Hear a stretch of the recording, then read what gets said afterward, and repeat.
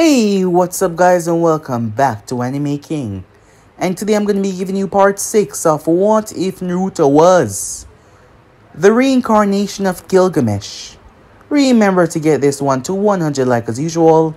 Share this to all of your friends on your social media platform. And also guys, don't forget to go ahead and obliterate that red subscribe button if you're new. Yes, I indeed have 3 more channels that I post What If on every single day. Anime King, 2 Anime King, 3 Anime Symbol guys.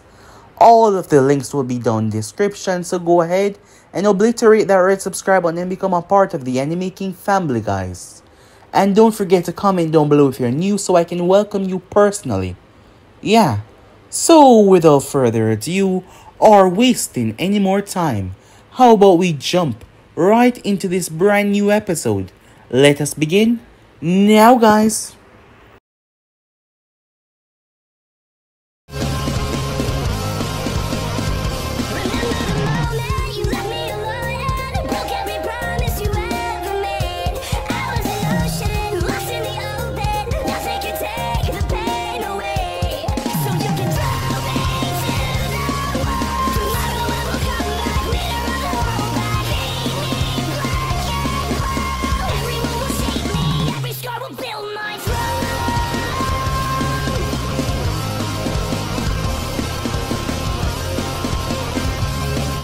So, to do a bit of a recap for the last part that we left off, Kabuto Yakushi was spying on Naruto, which was a real big mistake.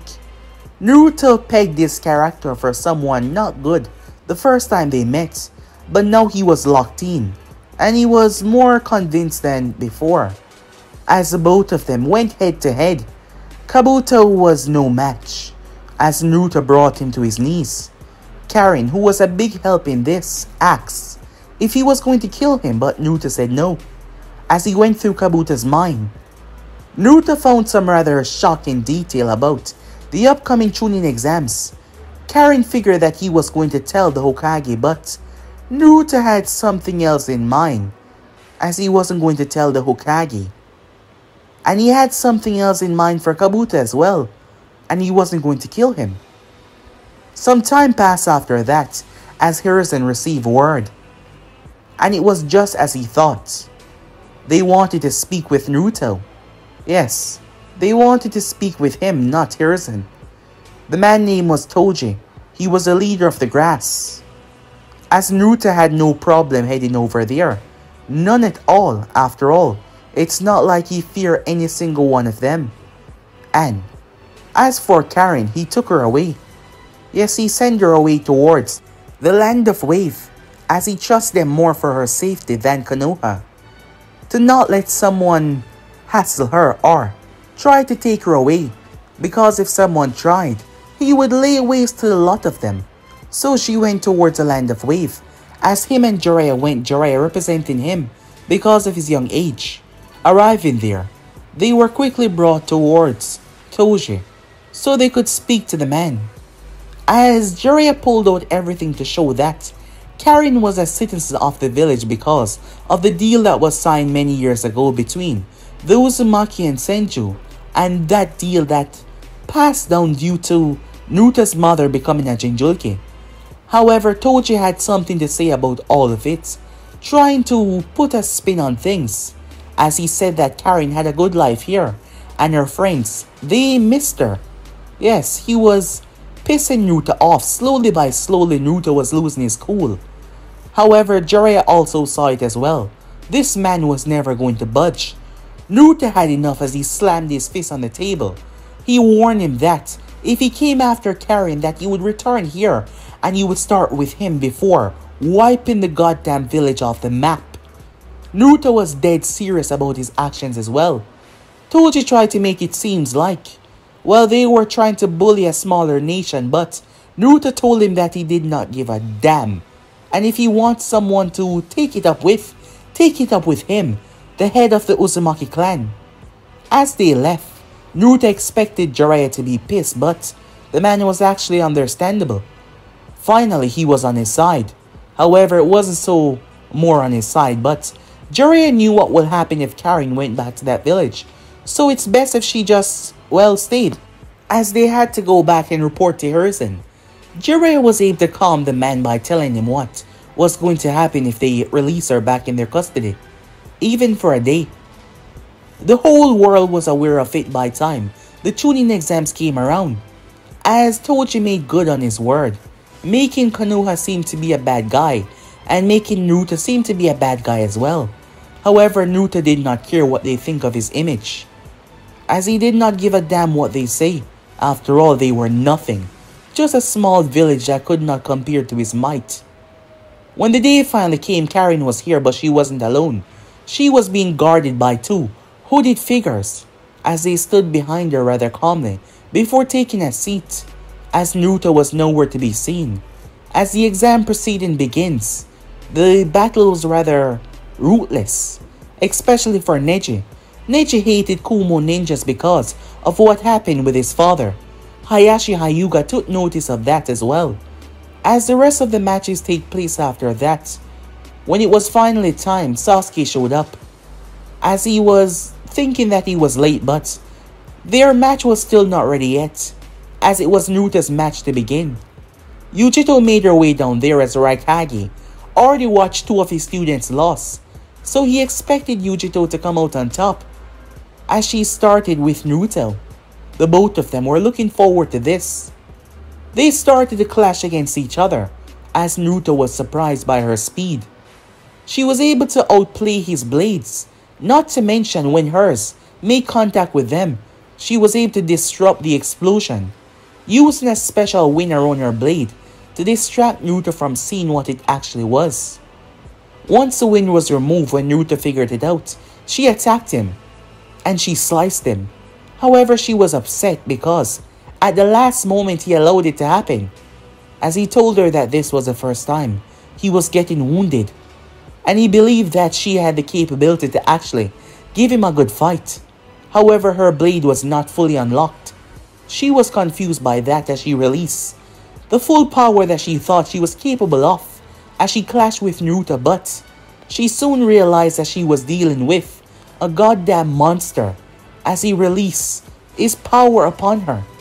She realized that she was going to lose, but even then her will never shattered. She never gave up, as Naruto had the utmost of respect for her during that battle. Everyone could feel the respect that they fought with, as they clashed against each other even though she did not stand a chance. As she collapsed in his arm after their final attack, Naruto did not hold back much of his strength to give her the recognition that she deserved as a worthy warrior. And the both of them were completely unaware that while they were doing that, they were waking up something very problematic, something very catastrophic. Yes, something very dangerous.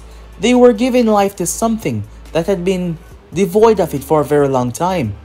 Whoever Naruto and Yujito once was, they were indeed special. And whatever this thing was as well, it was special. In the final moments before she passed out and fell unconscious, Naruto said something to her that completely shocked her. So yeah guys, basically let's left off, you guys can switch across the play check of yourself, so see we jump right into this brand new episode. Begin now guys. Yujito lie in the hospital bed. Amoy and Karu had came to visit her. The both of them were pretty roughed up, especially Amoy. Yes, however, he was going to be fine. But that is not what was on her mind at the moment. It was what he said at the end of the battle.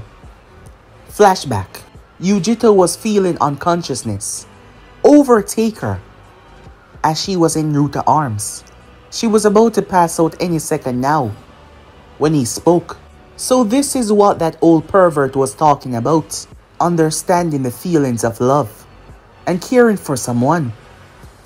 As his gaze looked down towards her, she was surprised by his words. Well, it seems like I love you, he said. It was at that moment her eyes widened before she slipped into an unconscious state. She was rather shocked by it all. She should be upset that she lost the battle. She was a pride and joy the supposedly strongest genin, and yet she failed to another. She should be ashamed, right? According to the philosophy of her own mind. However, she was not. All she could think about was him and what he said in the final moments. It was different fighting him. She's fought many, so many, but never has she truly enjoyed fighting someone. Someone that pushed her, someone that knows her, someone that understands her. And they just met. It was truly strange. Speaking of that, he was right. In the final moments before they clashed, her power was breaking through limitations that were set on her and her blade. Limitations that she never knew about, and that was all because of him, as she was left with a smile on her face. Meanwhile that was going on, Naruto was standing in front of the Raikage. The Raikage looking rather shocked, as the both of them were, nearby the medical department where Yujito was located. The Raikage was looking down towards his boy, shocked to what he just said.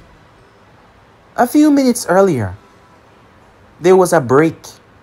There had to be one after all. Both Naruto and Yujito ripped the entire place apart. The other participants could not fight in there. The Jonins, some of them felt inadequate. To think that two children possess this level of power, most knew that they would never achieve this. And those were just two goddamn kids. It was a truly sobering reality that they had to experience.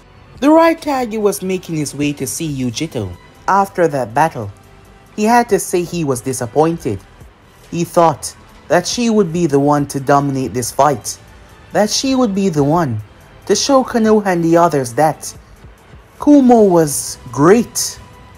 However, he underestimated the Namikaze, just like his blasted father, full of surprises and skills that most could never even hope to accomplish in their lifetime. The Raikage was not expecting to be stopped by the same boy that he was currently thinking of. Behind him was C and Darui, as the both of them stood there as his guards, surprised by this child. He stood confidently in front of the Raikage. "I wanted to speak with you," said Naruto.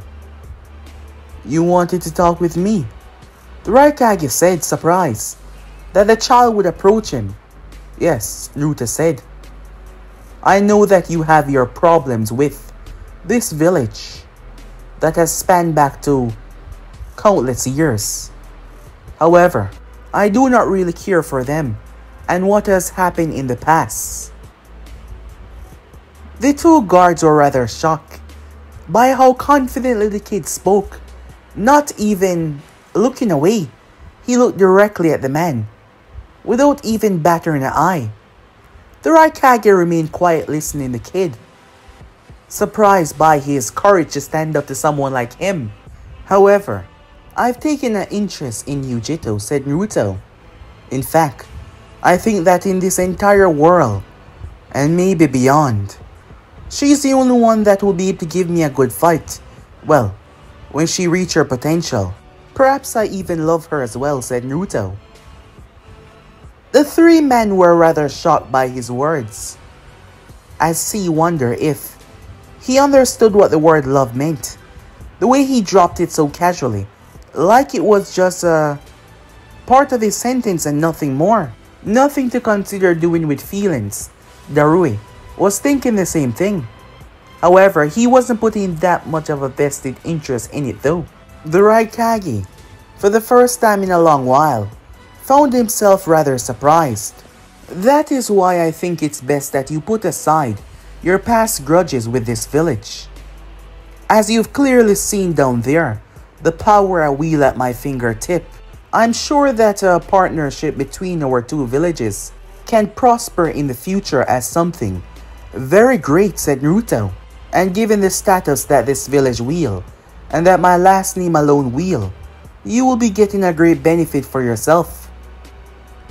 The Raikage stepped forward as Darui sighed. C started to panic. A violent aura started to release. From the man, everyone felt it. Wondering what the hell was going on as the battles had came to a stop. The Raikage stepped in front of Naruto. Who the hell are you to stand up to someone like me and demanding what I do just because you've taken an interest in one of my shinobis? You are nothing but a little naive child, and you believe that I should bend to your words and to your will.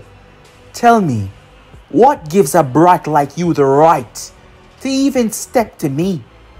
The Raikage said, bringing the entire pressure down on Naruto. The weight of his power and his chakra would send any other man buckling to their knees. However, what followed was Naruto releasing an ungodly amount of pressure. The two opposing forces started to crack and tear the place apart. Inside, Yujito started to panic.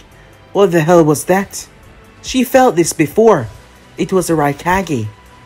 And the other one? Oh no, she thought to herself as she started to get up out of bed. Meanwhile, first of all, said Naruto, I came to you with respect because of the title that you wield. I don't respect you as a man because I don't know you. And I don't respect anyone I don't know, said Naruto.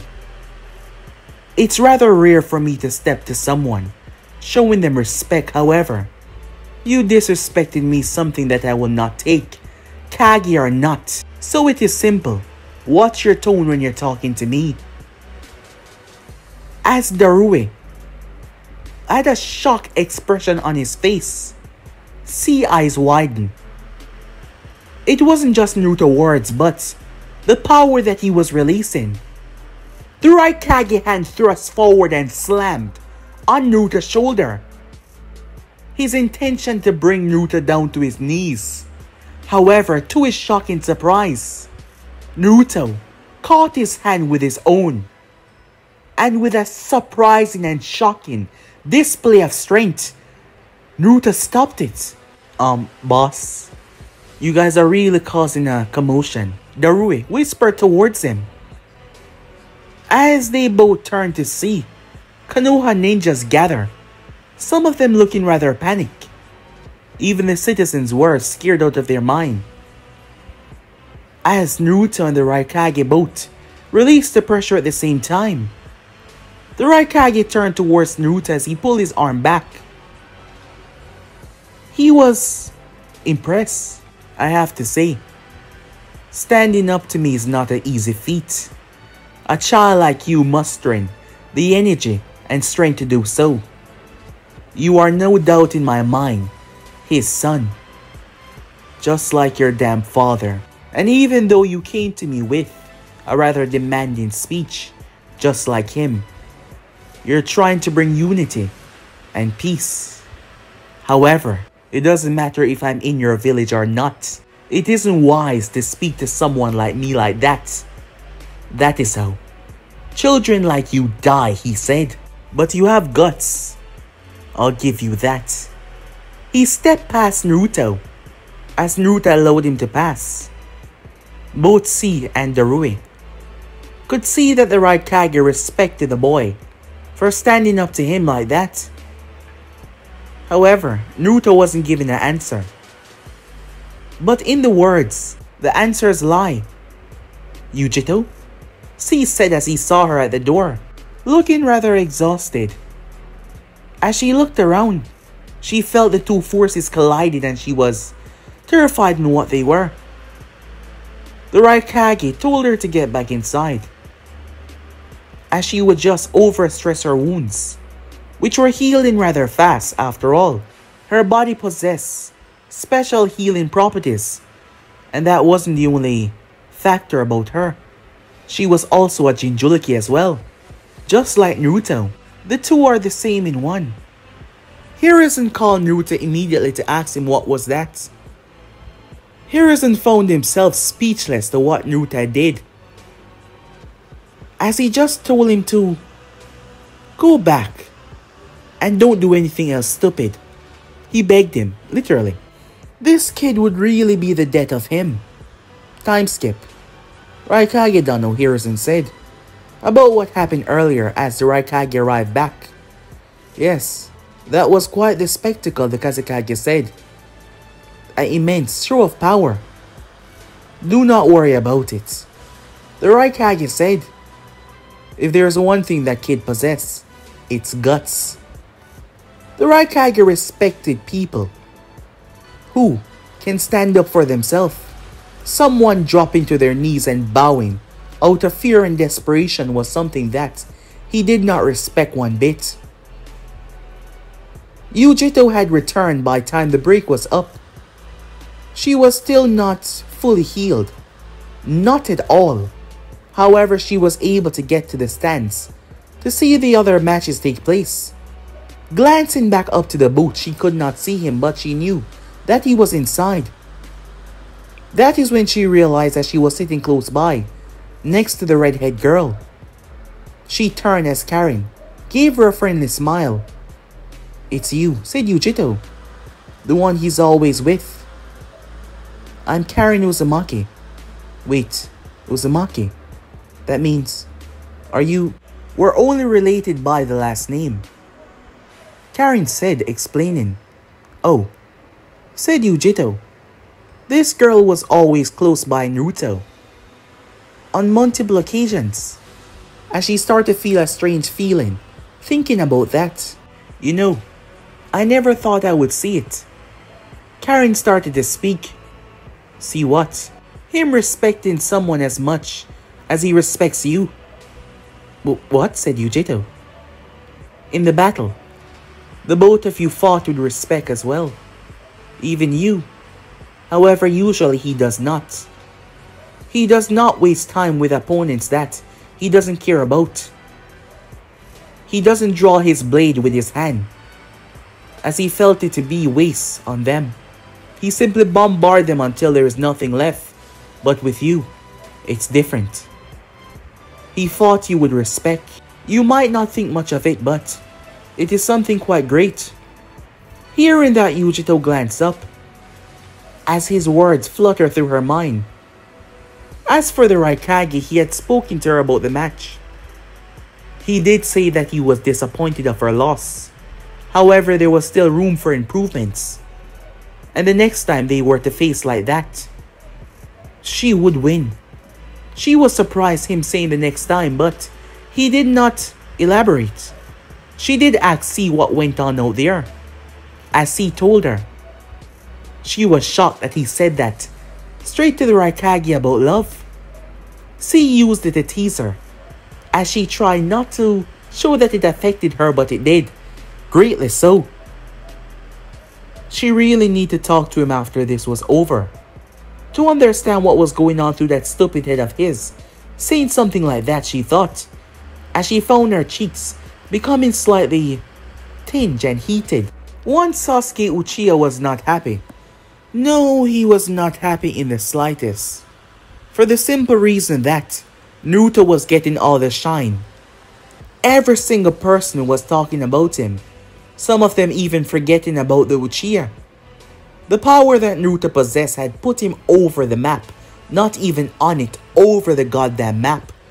So Sasuke intended to give it his all to show people that he was the great one, not Naruto. The battle down below started out, as him and Gaara clashed against each other. As Sasuke's speed had truly improved, Lee was shocked to how he was able to reach that far in just 1 month. As he wondered to himself, was it true? Was being a genius better than doing hard work? He truly wondered to himself. Time skip. The battle down below did not rage for too long, as Sasuke was able to force Gaara back, trapping him in his own cocoon as he plunged at Chidori. What followed was Gaara releasing a bloodlusted scream that terrified most within the arena. At that very moment though, feathers started to fall down. Yujito felt a bit woozy, However, it was gone the next second, as her body had still not fully recovered, overstrained, and the excess amount of chakra, but even then, her body was able to repel the genjutsu. As for Naruto, a weak genjutsu like that wouldn't even budge him. Immediately, Kankuro jumped down. Yes, followed by Temari. As Naruto gazed, fixated on the center of the arena, he was calm, extremely so. That is when two explosions went off, as massive snakes started to enter the village, followed by hordes of shinobis, sound, and also sand shinobis as well. Yujito was looking around. She had to get to the Raikage to find out what were they going to do here. Were they going to help Konoha, or were they going to leave? As she glanced, she was finally able to see him. He was just standing there, at the edge of the booth, his eyes closed. That is when she noticed a sound shinobi climbing up, as he jumped upwards with a kunai in hand, aiming to slash at Naruto's throat. Her eyes widened as she opened her mouth, but the sound shinobi did not even get close. As a mallet, a golden mallet of sorts, and crushed his skull.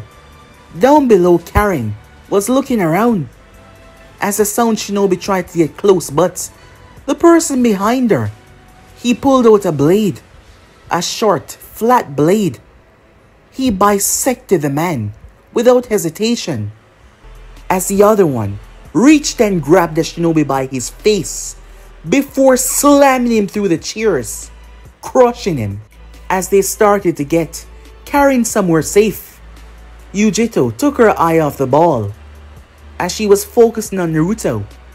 She wasn't even paying attention, but she was still prepared, even though she ducked as she felt it the moment it was close. A few strands of her hair got sliced off by the sound shinobi. She slammed her elbow into his chin as she came back up. However, the other one behind her used the moment to capitalize as he tried to end her life, as she was about to bring her blade out. But she didn't get the opportunity, as the man suddenly stopped moving as his life came to a bitter end. The left side of his face was sliced cleaned off as Naruto Gate vanished, also the blade. She looked up as Naruto gazed, glanced towards her for a split second, before he faced back outwards and closed his eyes. As Sasuke had left, going after Gaara and his siblings, Naruto was still just standing there. Yujito ran as she made her way. Upon arriving, see, where's the Raikage and Darui? He went to go and make sure the other two are safe. As for the Raikage, he's trapped in there, pointing towards the massive dome. What the hell is going on? Who is doing this? It's Orochimaru, the Sannin, inside of the dome. Orochimaru was not pleased. He never intended to capture the Raikage, but he couldn't afford to not do it now the Anvus would have gotten involved. So he was in there with the Raikage and Hiruzen. What is the meaning of this? The Raikage said, not just in Hiruzen first, believing that this was a setup to get him out of the way. I must say, I never intended to capture you in here as well. My grievance is not with Kumo. You damn slimy snake. The Raikage said, lightning crackling around him. I still haven't forgotten what you did to the former holder of the 8 tails. Oh, that Orochimaru said. I needed the chakra for some of my research. Well, I suppose it cannot be helped. And you would be a future problem, given your deep-seated hatred of me. Hiruzen stepped forward. This is my fight, he said. I have allowed this to go on for too long, and now it's time that I... That is when Orochimaru snarled as Hiruzen paused, as he saw the marks. Hiruzen had a questioning gaze. Orochimaru was not one to allow his skin to be marked, and not to mention given his recent reveal about his whole switching body crap. As Hiruzen realized, Naruto did that, didn't he? He can inflict wounds that not even you, of all people, could heal. Orochimaru snarled before turning to a smile. It doesn't matter. It's time that I ended you both. As he brought them out, the Edo Tenseis, seeing the battle waging inside, as the Raikage was now fighting alongside the Hokage, C told Yujito to stand beside him, as they weren't going to get involved down below. They were just going to stand by for the moment this thing gives, as it wasn't something that they could break. Yujito wondered to herself. I can break it, she said. He looked towards her. He didn't say a word, just looking at her. As she summoned her blade, she stepped forward as Yonvu tried to stop her. She can break it, C said, as he put his confidence in her. However, when she proceeded to slam the blade right into it, strangely, the blade ricocheted and bounced away, causing her to stand there in confusion. While the blade would not break against something like that, it was not cutting through. What's wrong? C said. I don't know. He stepped forward and ran a quick test on her to see if she was alright. As he tried to read her chakra, C was an excellent sensor. He looked towards her confused. What's wrong with me? Your chakra. Your whole body feel like it's burnt out. What? She said, confused, as something popped in her mind.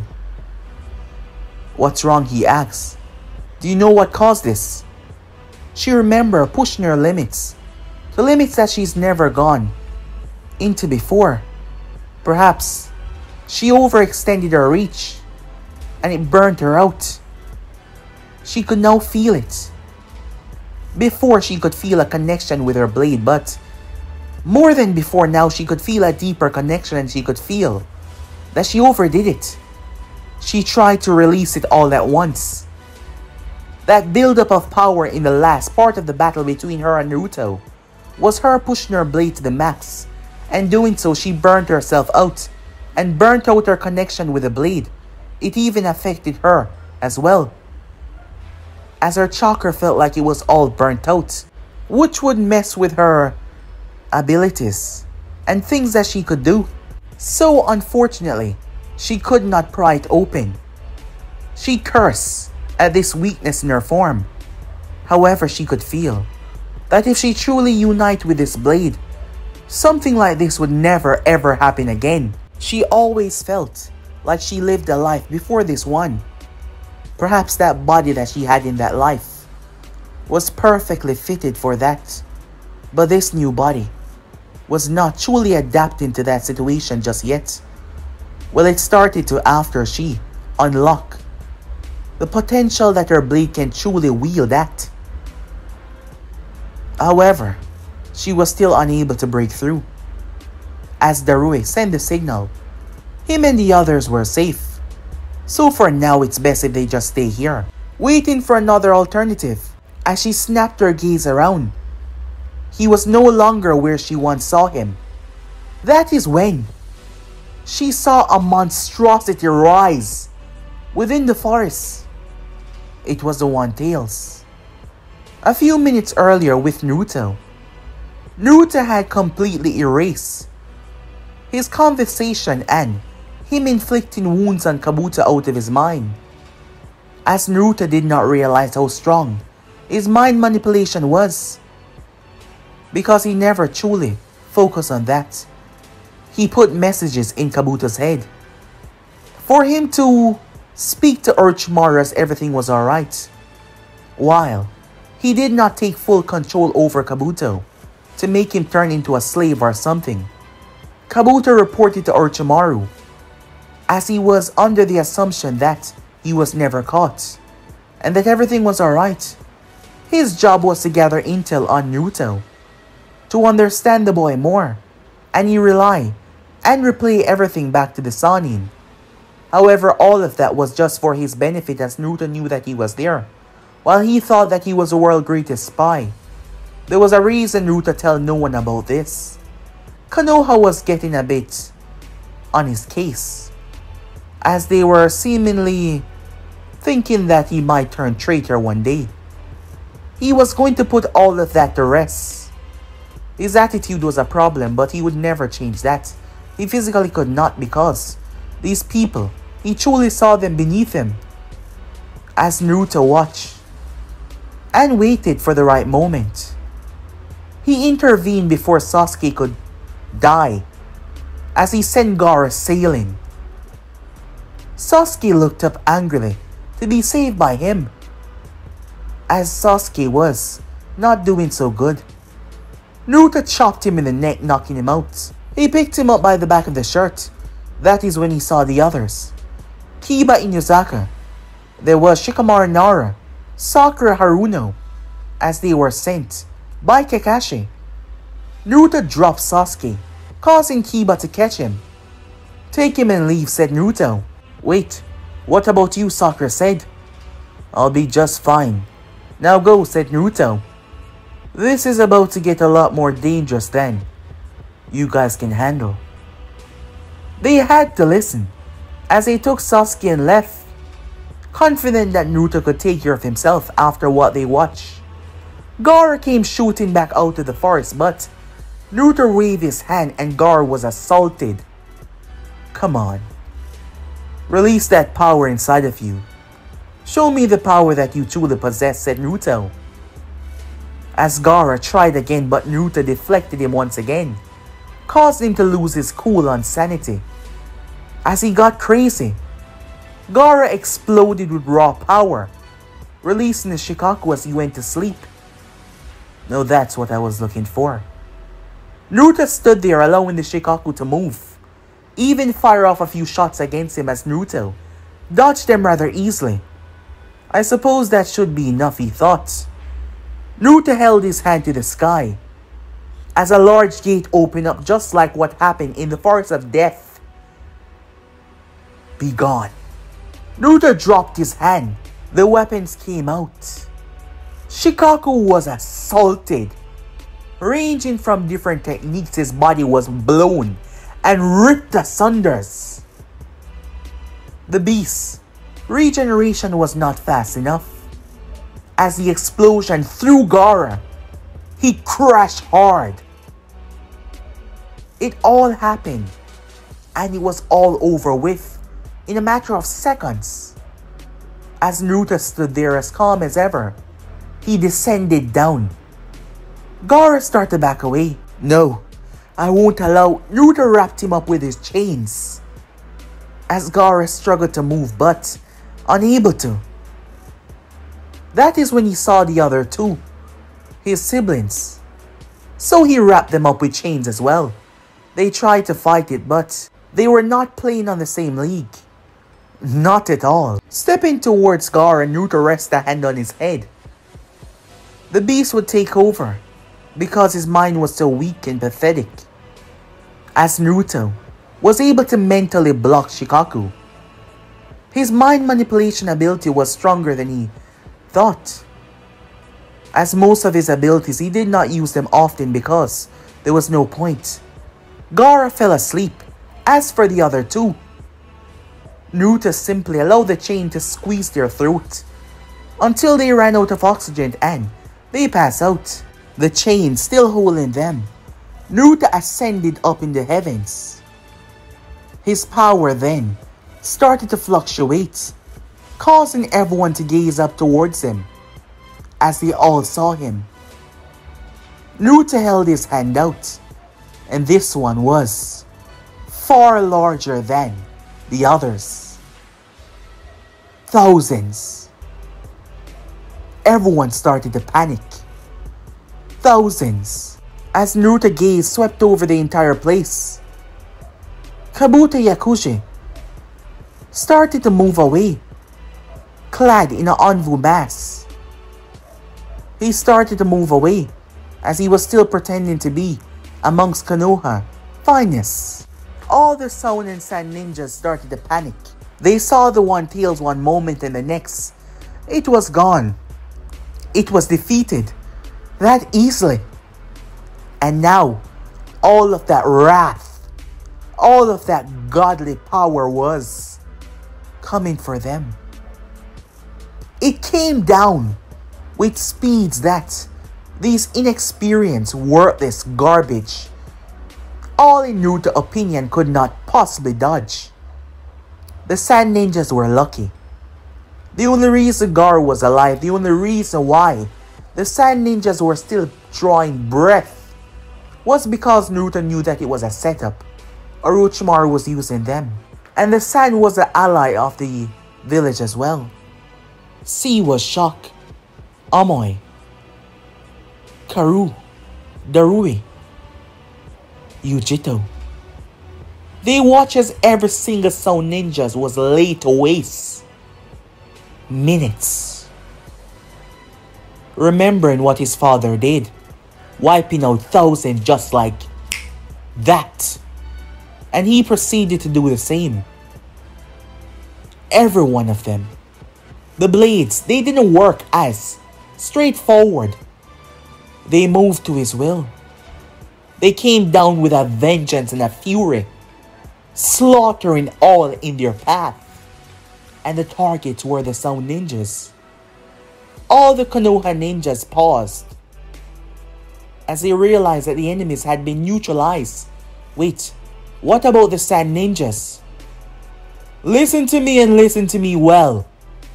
Sand Ninjas, your Kazekage is long dead. Orochimaru of the Sannin killed him and took his spot and brought you people into this war. That is the only reason why you're still drawing breath. I'm going to give you till the count of 5 to get the hell out of my village. That count begins now. The Sand Ninjas started to run, not wanting to be on the receiving end of what the Sound Ninjas just got. So they got the hell out of there. Baki saw Naruto as he had the siblings tied up. Leave, said Naruto.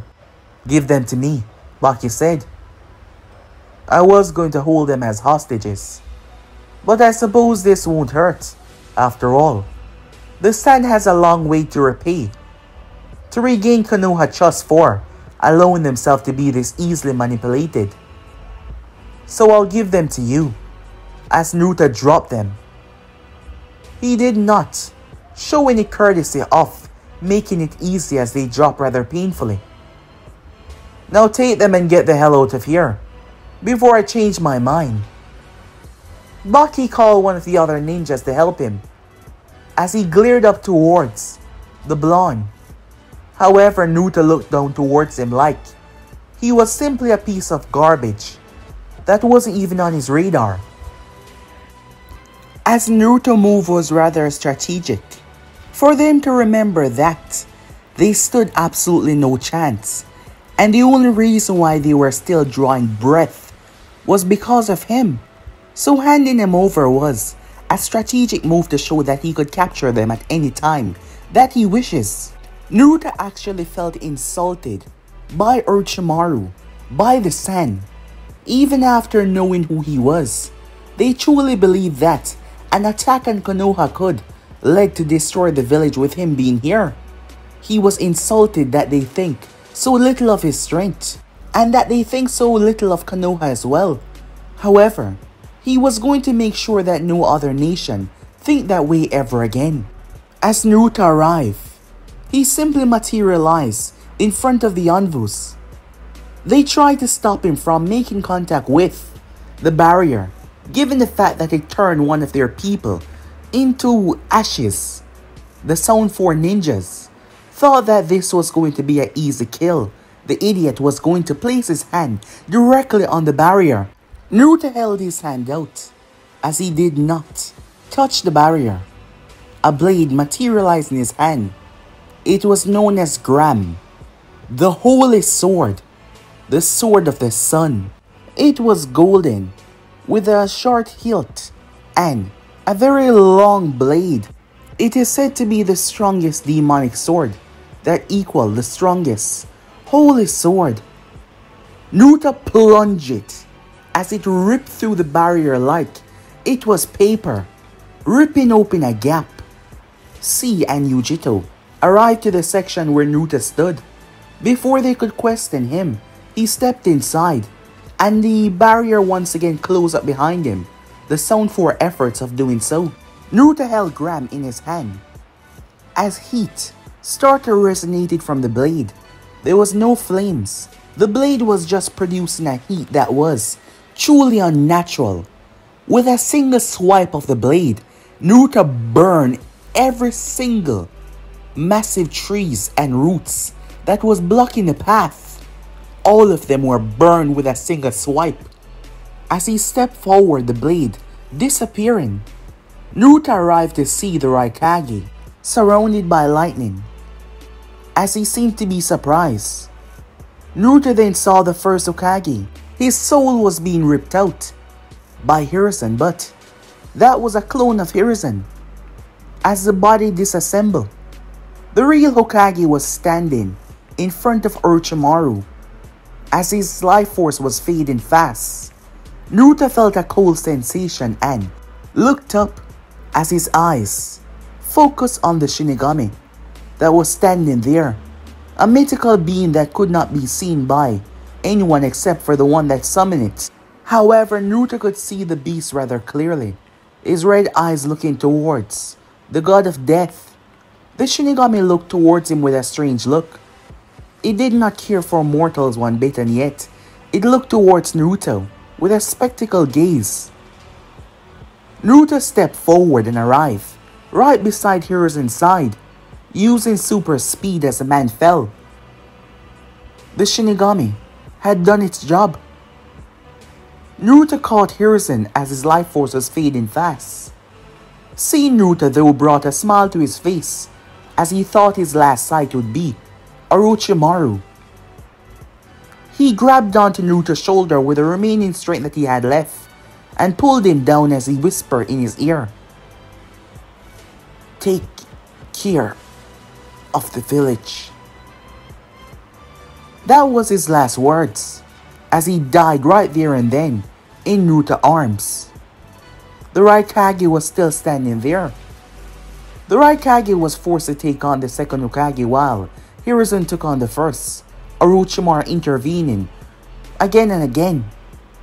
However, realizing that this was something they could not stop by physical means, Hiruzen decided to use a more risky means that would take his life in the process, the Death Reaper seal, as he trapped away their souls and in the process ripped Orochimaru's arms, as he could not take his whole soul away because his body lacked the power to do so.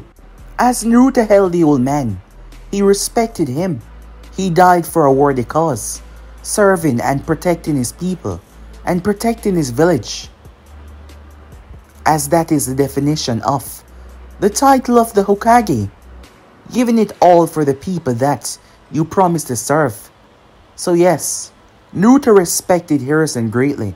The barrier fell as Orochimaru shouted for them to drop it, not wanting to face Naruto, especially in this state. Naruto looked towards him, which was rather odd, given the fact that he had more than enough power to stop Orochimaru. He did not.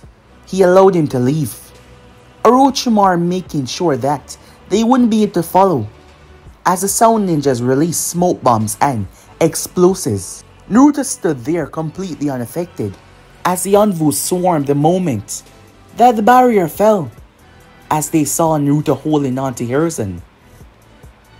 Yujito stood there by her Raikage's side, who was powering down Darui and the other two, as they all looked down towards Hiruzen Sarutobi. Time skip. Naruto had informed the Anvus of what had taken place in the final moments, as the Raikage was there for that as well, but Naruto's words were more trustworthy, given that he was a citizen of this village. Yujito was kind of upset because she did not get her opportunity. No, she did not. The Raikage demanded that they leave, as they got pulled into something that never concerned them. So they proceeded to leave. And she wasn't one to be questioning her leader, especially when it had to do with, well, personal matters that involve another member of another village. As she did not get to speak to Naruto since their battle. Konoha was attacked, but there was only one casualty. Yes, only one person lost their life, and that was Hiruzen Sarutobi, their leader. Because of Naruto Namikaze, all of the Konoha ninjas were safe, because he butchered every single sound ninja. Yes, he laid waste to them all, as everyone was mourning for the death of their Hokage. The funeral was being held. Jiraiya gazed up toward the sky, as he was not standing where the others were. He looked up as he saw Naruto standing there, just looking down towards the proceedings that were being held. Before the kid completely vanished, as he just arrived for a few minutes, and that was all. That was because Naruto had something else to do. The Land of Sound. Orochimaru had been the one to create the Land of Sound for those skilled ninjas who could find their purpose in life without being held down by the warmongers of the 5 great nations, where they could have something else other than being forced into chaos. However, the Sound Village was not really a village, but a network of laboratories and underground hideouts, all surrounding the Land of Sound, which was in the vicinity of the rice field. That is why the daimyo of the rice field had made contact with the Sannin. Well, Orochimaru had made contact with him.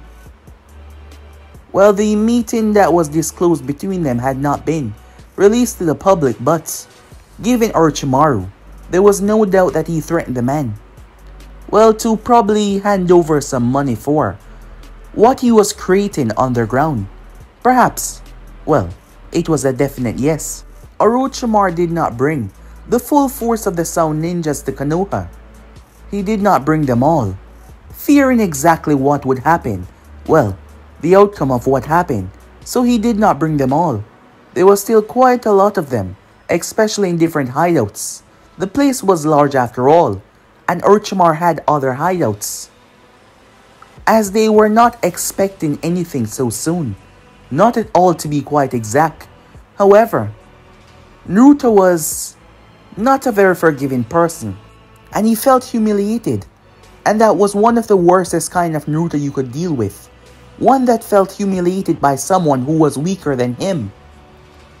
He appeared like a descending god from the heavens, having the exact location of where majority of their hideout was, and that was because of Kabuto, who had no idea that he even told Naruto anything.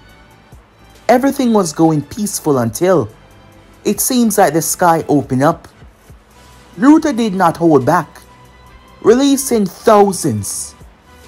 What followed was pure chaos. Every single ninja within the vicinity was wiped off the face of the goddamn map, as everywhere was shaking. The daimyo of the rice field found himself in a panic as his entire place was tearing apart. His guards quickly drew their weapons and made their way. However, they were surprised to see that it wasn't even close to them. It was a Land of Sound that was within their vicinity. As they saw the heavens raining down pure destruction and chaos upon them, Naruto wiped the entire underground system off the goddamn map. He wiped it away just like that, completely destroying everything as he tore through everything and everyone. Naruto wasn't holding back in the slightest. Perhaps most would think that he was upset by Hiruzen's death, but Naruto was not. The old man lived a long life, and besides, he went out in a way fitting of his title. Naruto respected that. So it wasn't Hiruzen's death that was angering him. It was a humiliation for these damn ninjas to step in Konoha to attack it and knowing that he was there. Yes, that pissed him off.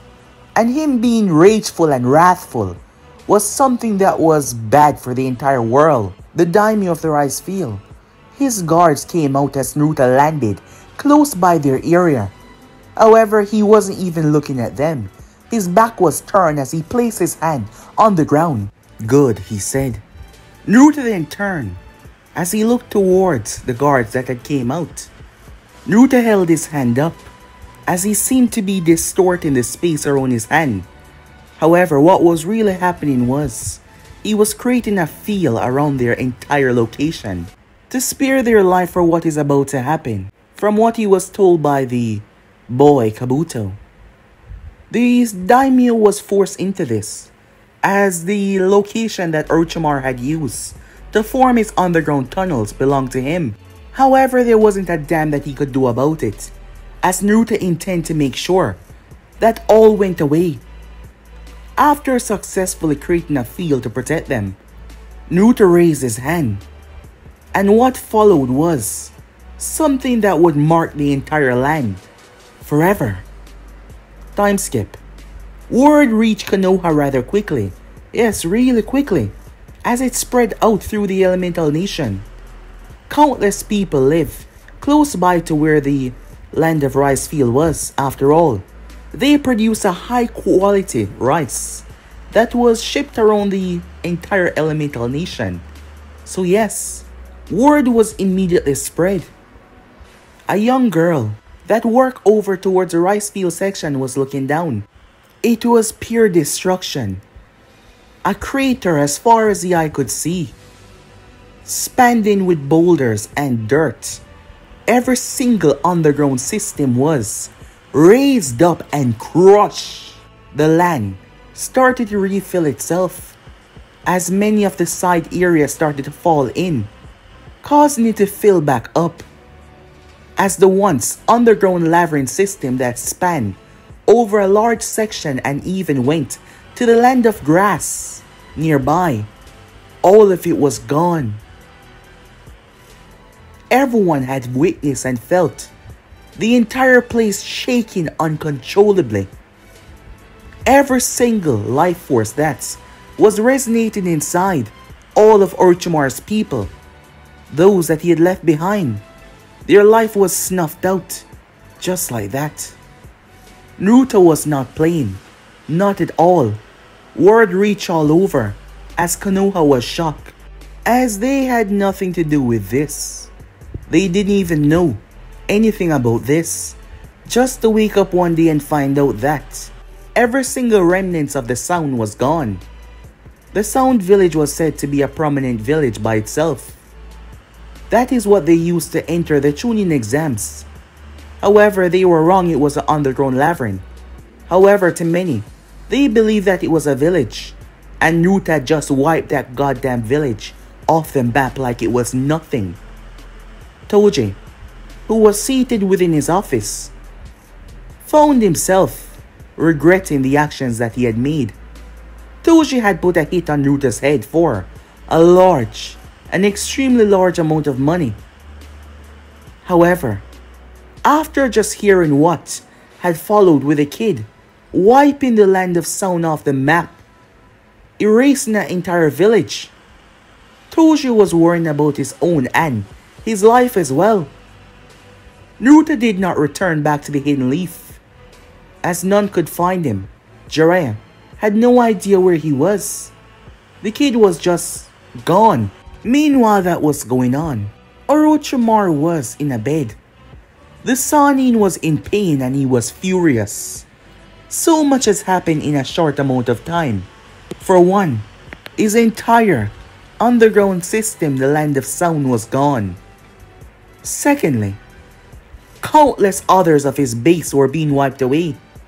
His faithful assistant, Kabuto, was by his side. There must be a spy, Orochimaru told himself. There has to be a spy in their midst. As one by one Naruto was arriving at his bases, and he was wiping them off the face of the map. This was a new base that only him and the Sound 4 knew about, Kabuto included. That meant there was no possible way that any spy could tell Orochimaru had gathered his most loyal. Kimimaro was amongst them. Guren was amongst them as well, as the others were kept in a separate base away from him. He was weakened at the moment, extremely so. And that kid, no, you couldn't even call him that anymore. That beast was going around destroying his bases. He had to get his hands healed. As someone came to mind, she was perhaps the only one that could fix him, as he needed to find her. He needed to regain his strength, as he couldn't face that monstrosity right now. His life would be snuffed out like it was nothing. Meanwhile, the land of Wave. Karin was worried, as she was here.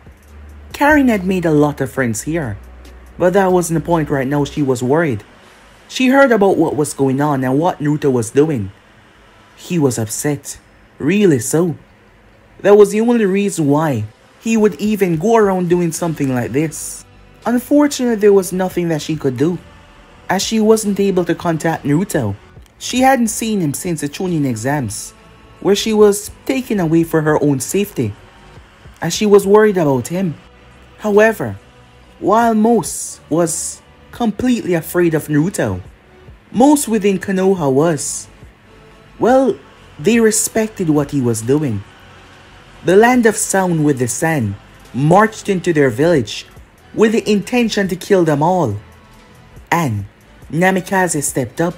Not only did he protect all of their shinobis, making sure that they could go home to their families, their wives, their mothers, their kids. Not only did he do that, he was making sure that Orochimaru could never make a move against them ever again. A large population within the village was thinking that exact same thing, as most of them was rallying behind his name. It was crazy, but most even started to say that he should take the mantle as the Hokage. Yes, a council meeting was currently taking place, as the populace started to say that the mantle of Hokage should go to Naruto Namikaze. They did not seem to care about his age one bit, as he was doing so much for this village to keep them all safe. Naruto had not been in the village for a few days now though, as the council had not seen him, as they were speaking to Jiraiya on taking the title, as Naruto was too young even if that was the case. And besides, well, the two elders, they didn't want that one bit. He was too young. That was what the others were saying. However, he does have the mentality, but his actions, he chose to act first without even thinking, and that could be bad. But as the Hokage, that would be a trait to perhaps save them all. Every single Anbu reacted, believing that it was a threat, but Naruto simply arrived within the council room. All eyes was on him.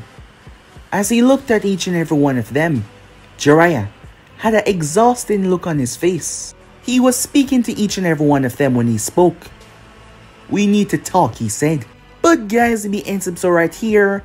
If you want to see the next part, do like, subscribe, comment down below, and turn on that bell notification to stay posted. Remember, share to all of your friends in your social media platform. But I'm off for now. See you guys soon. Peace.